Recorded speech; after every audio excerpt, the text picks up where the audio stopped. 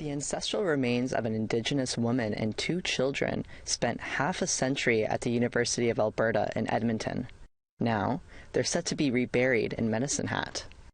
Folks have known about these remains being held at the University of Alberta really for decades. And I think there's a strong sense of relief that these ancestors will be able to come home and be repatriated in a really respectful manner. Lee Prestako is a Director of Community Development for the City of Medicine Hat. They're partnering with the University of Alberta and the Meowsin Friendship Centre to return the remains. Meowsin's Executive Director, Jeanette Hansen, has been working on the project for 30 years.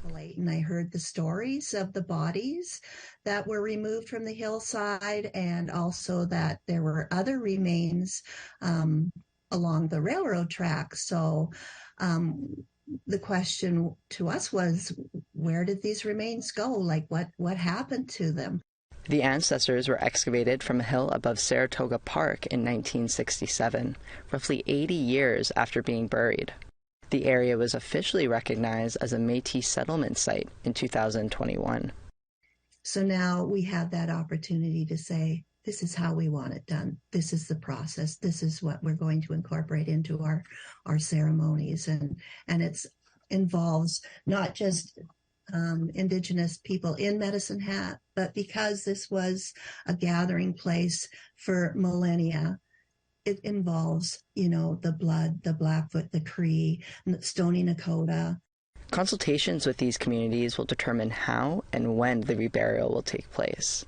The consultation will be what directs us in terms of how the remains should be transported, how they should be handled, how they should be cared for, and how they should be reburied, as well as then what does that activity look like? What does the celebration look like afterwards in the community? Hansen hopes their success can lead others as calls for repatriation of artifacts and ancestral remains grows. I'm hoping that, what we're doing here in Medicine Hat, we're not the only place that people can have this opportunity in their own communities for healing and reconciliation. And if they want to see an example of what works, just come to Medicine Hat. Sav Jonesa, APTN National News, Winnipeg.